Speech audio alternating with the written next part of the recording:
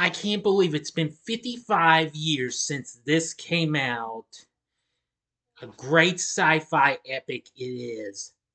Here's my review of the original Planet of the Apes. Take your stinking paws off me, you damn dirty ape! Big D's Entertainment Rankings and Reviews.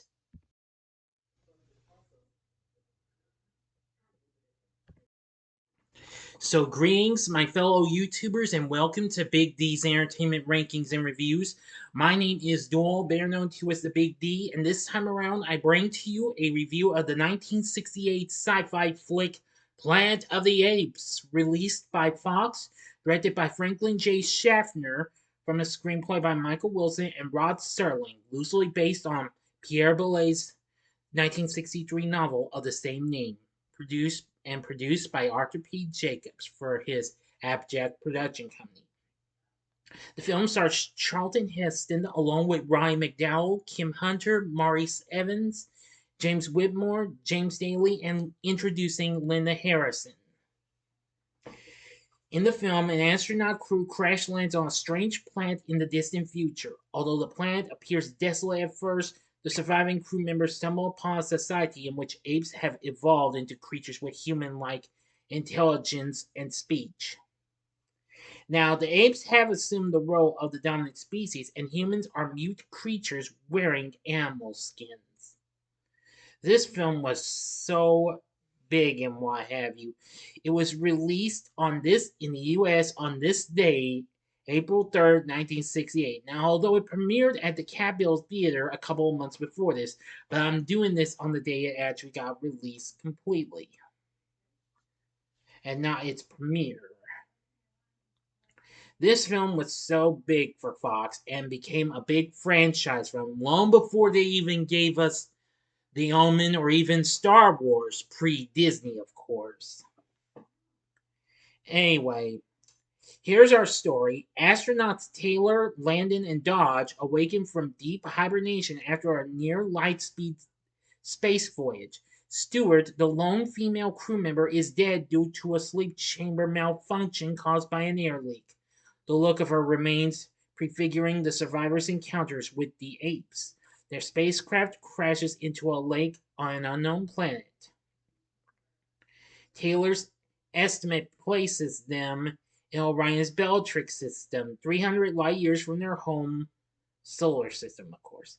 Before they abandon their sinking vessel, the three survivors read the ship's chronometer as November 15th, 3978, 2006 years after their departure in 1972.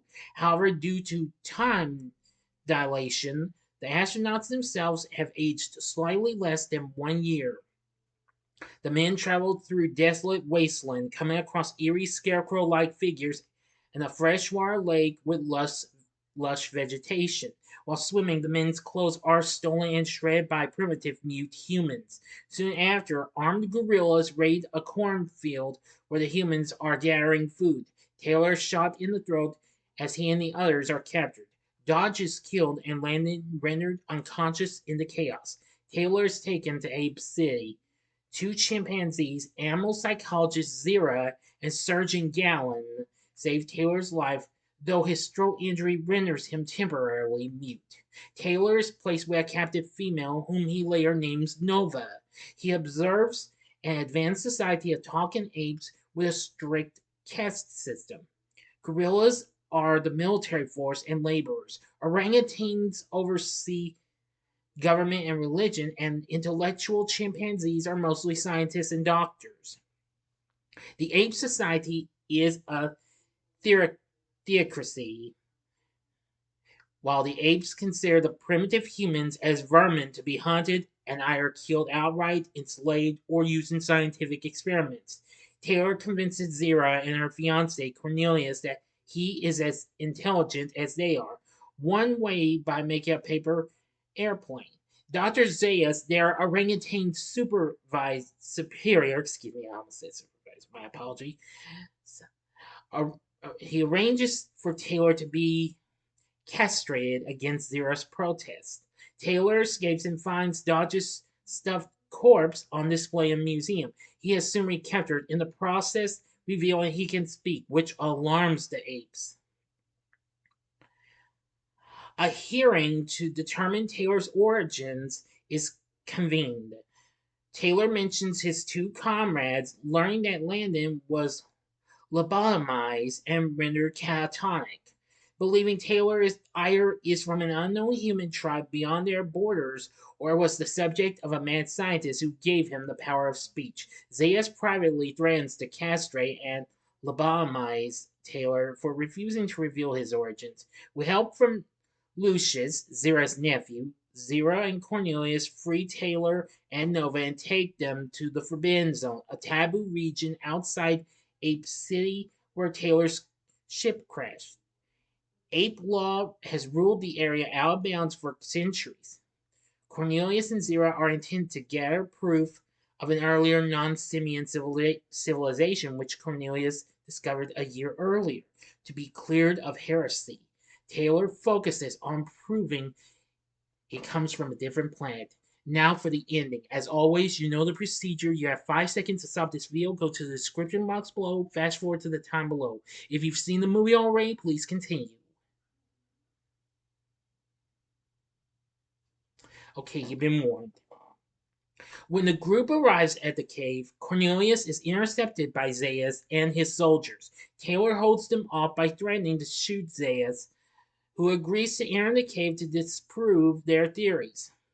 Inside, Cornelius displays remnants of a technologically advanced human society predating simian history. Taylor identifies artifacts such as dentures, eyeglasses, a heart valve, and, to the ape's astonishment, a talking human doll. Zayas admits he has always known about the ancient human civilization. Taylor wants to search for answers. Zayas warns Taylor against finding an answer which he does not like, and that the now desolate Forbidden Zone was once a lush paradise. After Taylor and Nova are allowed to leave, Zayas has the cave sealed off to destroy the evidence while charging Zera, Cornelius, and Lucius with heresy. And so Taylor and Nova follow the shoreline on horseback. Eventually, they discover the remnants of the Statue of Liberty, revealing that this supposedly alien planet is actually Earth, long after an apocalyptic nuclear war. Understanding Zayas' earlier warning, while Nova looks on in shock, Taylor falls to his knees in despair, condemning humanity for destroying the world. He's like, damn you all to hell! End of story. So, what did I think of Planet of the Apes? I gotta say, I love this movie. This is definitely a great film, and I think this was probably so incredible. The film was groundbreaking for its prosthetic makeup techniques by artist John Chambers and was well received by audiences and critics, being nominated for Best Costume Design and Best Original Score at the Academy Awards, and winning an honorary Academy Award for Chambers. In 2001, which happened to be the same year, Fox released a kind of a remake or reboot film done by Tim Burton. The original film was selected for preservation in the U.S. National Film Registry by the Library of Congress as being culturally, historically, or aesthetically significant. The film did pretty well, going on to make $33 million. And also, it would go on to be a franchise.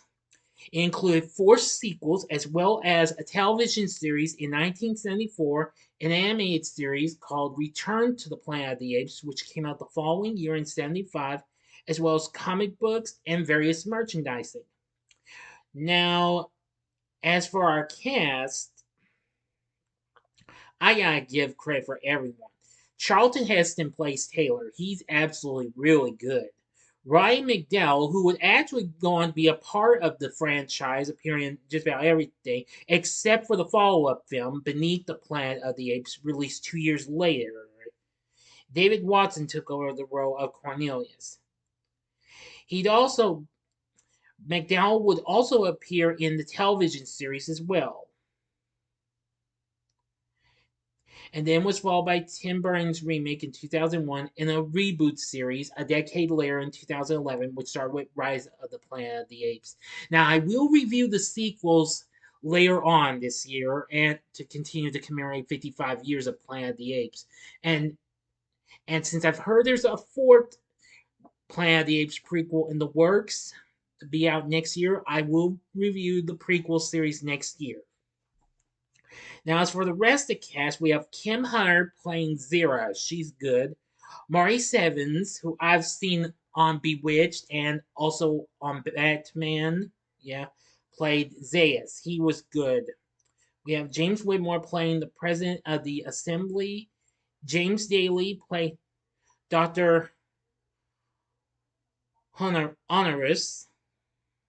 Of course, Daly was best known for playing Paul Lochner on TV's Medical Center. Linda Harrison makes her debut in this as Nova. It also has several others and what have you. So, anyway, it's got a pretty good cast. Now, for its score, however, it was done by the late, great, legendary Jerry Goldsmith, who, of course, would later go on to compose the music for The Omen, which, of course, would be a future franchise for Fox. His score for this was incredible. I gotta give it credit, give that credit as well, which was, yeah, so incredible.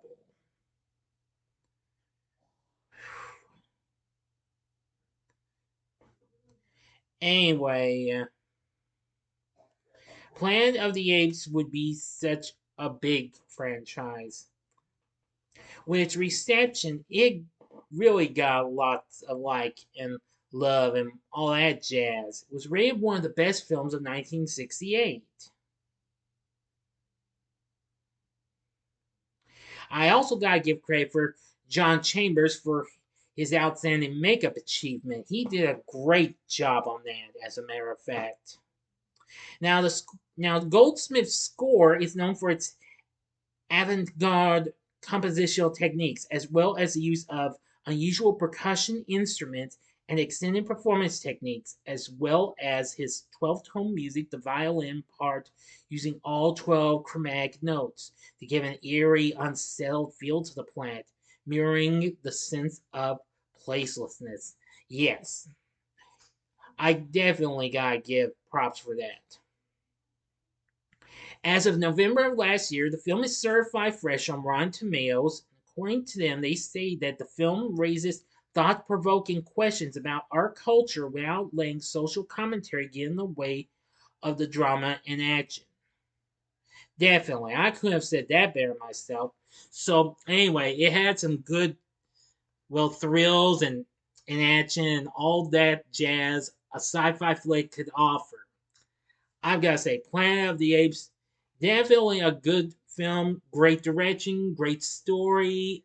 Yeah, the story was pretty good. A great score from the late great Jerry Goldsmith, and great characters and the people who played them. They were absolutely amazing and why have you.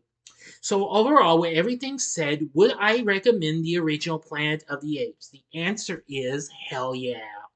Definitely look into this and what have you. The full movie is currently available on YouTube free with ads, so check it out while you still can before it gets removed. So anyway, what did you think of Planet of the Apes? Let me know in the comments section below. If you like this video, click the like button, subscribe, and be a part of the Big D Nation. Join me next time when I bring to you a review of another 60s film that's got an anniversary coming right up, and that will be Bye Bye Birdie. So I do hope you enjoyed this, and if you did, check out some of these other films I've reviewed and why have you with a little sci-fi in them. In the upper left-hand corner is my re-review of the original Star Wars from 1977, which of course was Star Wars Episode 4, A New Hope.